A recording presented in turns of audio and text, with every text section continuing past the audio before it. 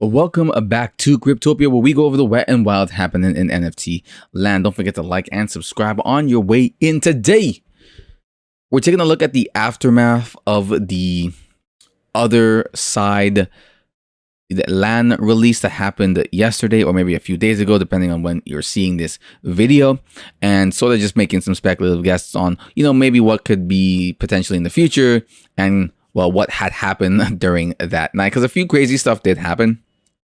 So to start things off, though, leading NFT marketplace OpenSea now accepting Ape Coin. So the Ape Coin was used during the land sale. You could only purchase other deeds. So I believe other deeds is the actual NFT, the actual land, and then other side is the metaverse where which this land will be in.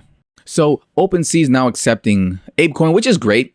There's not a lot of use cases for ApeCoin as far as I'm aware of right now. The biggest being the land sale itself. They made it exclusively attainable. You can only attain this NFT through ApeCoin itself. So you saw the price of ApeCoin kind of shot up a little bit, hitting in the 20s. I think it was a low 20s before kind of dropping down, settling down now at like 17 when I last saw it this morning.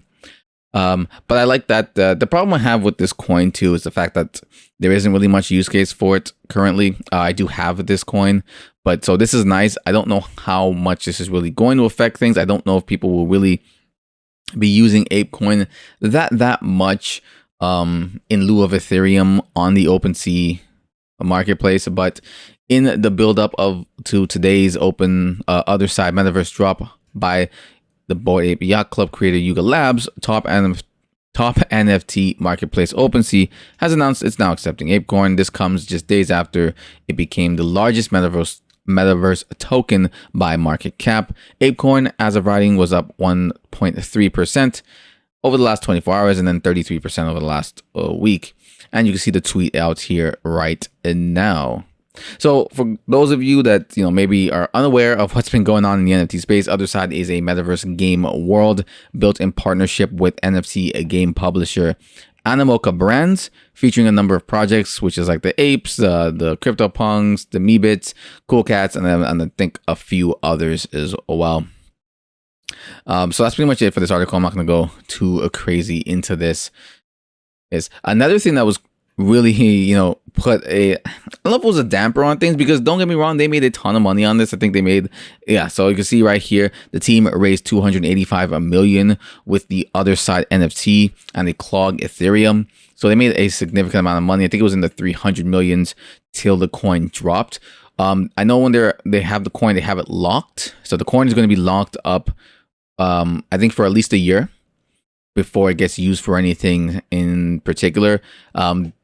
One of the things that Yuga Labs did suggest, because I guess they don't control, there's the DAO for the ApeCoin NFT, for the ApeCoin, there's a DAO out there. So they floated the idea on Twitter for people to take the ApeCoin in sort of a separate blockchain direction, creating their own blockchain, so as to not really worry about the gas fees like they did here with Ethereum's gas fees going astronomically high. I think traders over here, the traders kind of collectively spent 176 million in fees alone.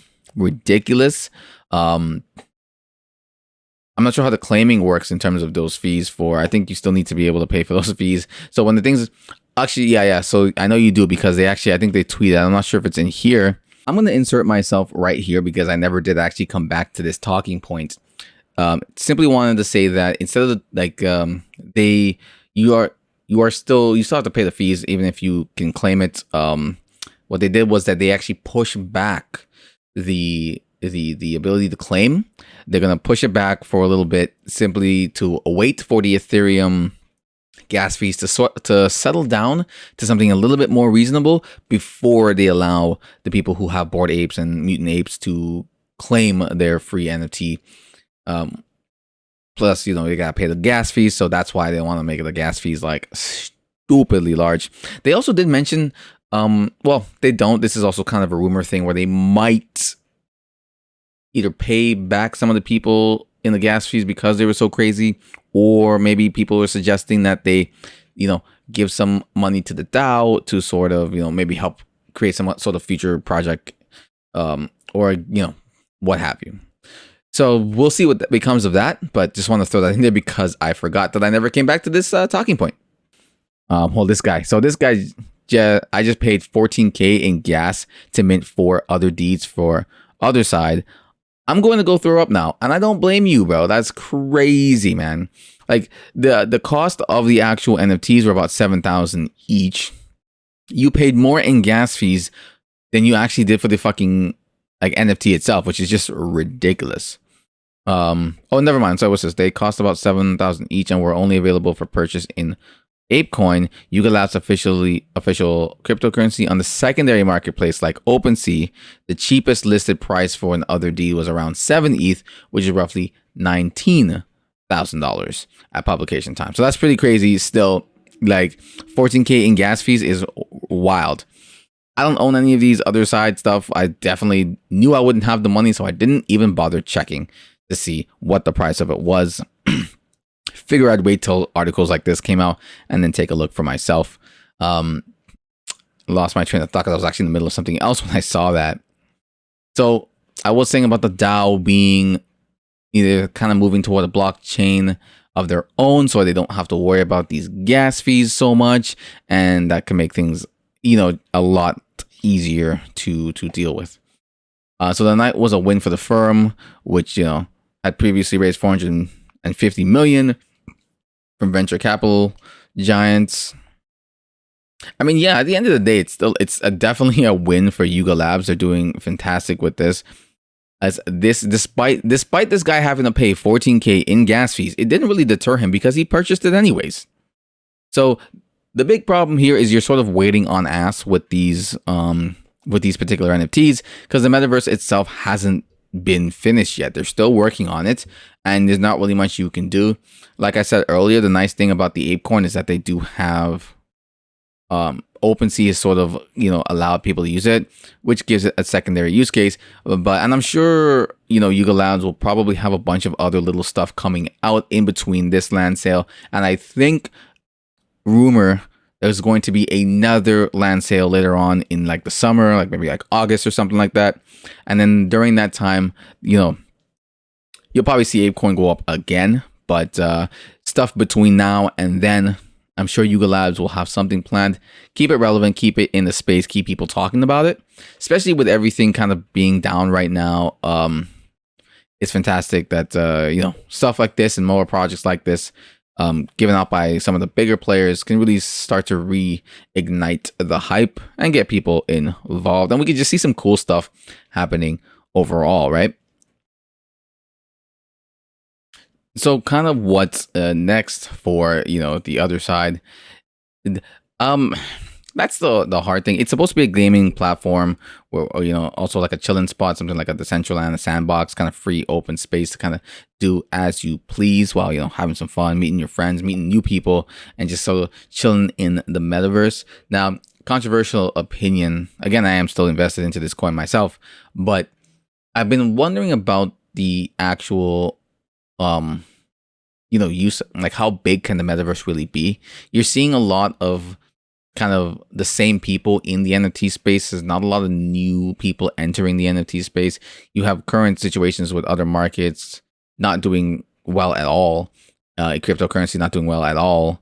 And so, at the end of all of those, if you have like your commodities, your derivatives, your stocks, your cryptocurrencies, and then your NFTs, so they're the bottom of that in terms of like, if you're getting like more and more speculative, for example, if you organize it like that, you definitely would have NFTs at the bottom of that and sort of, super risky. So I don't blame people for not wanting to get involved in something that, especially when it's like, well, there really isn't anything tangible yet here.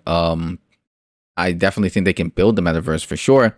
It's just a matter of like how much are people really going to want to spend their time in the metaverse. Now, a lot of people spend their time online. That's no surprise. You're online right now if you're watching this.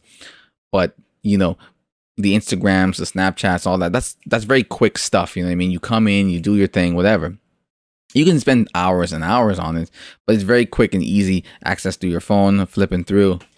as opposed to a metaverse which like, even if you have like, we'll take the Central Land for example, you drop into there, you're on your computer like a video game,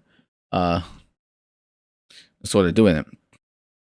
And for me, I'm thinking like, a lot like that to me, not everyone's like super into that. Is that really going to attract a lot of people? Especially when I saw COVID, when COVID was like high and like peak COVID, everyone was inside. That would have been a great time to have the existence of these metaverses. But now that I've seen, things are opening up again and people are going back out, it's like people just want to spend time with other people. They just want to be out. They don't want to be cooped in anymore. So playing devil's advocate and just sort of wondering about, is the metaverse really going to be everything we claim it to be?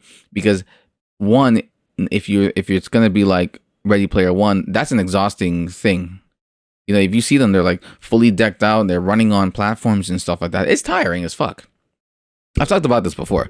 It's tiring as fuck. But when I see augmented reality, I'm like, yo, augmented reality is the shit that I think would be way easier to implement into our regular lives than that. I've said this before already, that I would see like, you could be wearing contacts, glasses, whatever, and have like these, these kind of bracelets or whatever that basically, scan your hand or whatever, and you can touch the digital stuff. You know what I'm saying? You can actually touch it, feel a little bit staticky or whatever, but you could actually touch the digital stuff that you see in the augmented reality world, because you'd have these two bracelets on your hand that cover that. So that's what I would like to see. And that's what I think, it'd be easier to implement the augmented reality stuff than it will be to create a sub-universe that people kind of have to gear up to go inside of, like VR chat. Again, VR chat's still popular. I'm just interested because I'm just wondering if the metaverse, as people going crazy about it, is it really going to be, as crazy as everyone thinks it's going to be? When I'm seeing like a lot of people who are kind of just like lazy, like, and I know that like, well, the metaverse seems pretty lazy. You just sit there and you just play around, but it's like, yeah, but what's lazier than that? Sitting there and watching TV and not doing a single fucking thing, literally zero effort whatsoever. Anyways, just some food for thought. But we'll see. I'm looking forward to seeing what Yuga Labs has in store. Yet I know for sure they're going to be bringing out some new stuff. They're probably going to bring out some games that they're working on, some sort of mini games that they're working on, and just sort of the overall look and feel of the metaverse when you're in there. Probably other cross-platform NFTs that we have yet to sort of see that will be jumping in on that metaverse as well. In fact, if they start implementing those other NFTs from different metaverses and allowing them onto their platform, I think we're going to start to see, this really take off as like the big metaverse. I think Decentraland and Sandbox are the top tier. You're going to see the other side really take over as the dominant metaverse, the place to be, the place everyone's going to want to be, the place that people are talking about for sure. But hey, we'll see. Hope you enjoyed. Let me know, were you participating in the land sale that took place on the 30th of April? Comment down below. Like, comment, and subscribe if you haven't. And I'll see you guys next time.